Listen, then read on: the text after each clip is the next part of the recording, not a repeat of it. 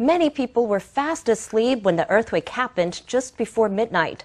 Earthquake response experts advise that if one is in bed when a quake happens, one should stay calm and roll onto one's stomach, shielding one's head with a pillow, and do not exit the building until after the shaking has stopped. Images of the buildings that collapsed last night are a horrifying sight. So what should you do when an earthquake strikes in the middle of the night? Disaster response experts had this to say.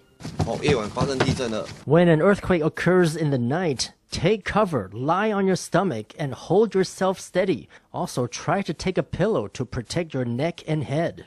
If you're woken from sleep by a quake, it's important not to rush for cover too hastily.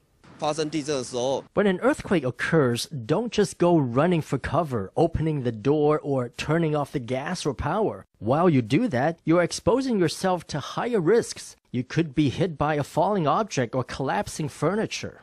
If a quake occurs in the daytime while you're awake, on the other hand, take cover immediately.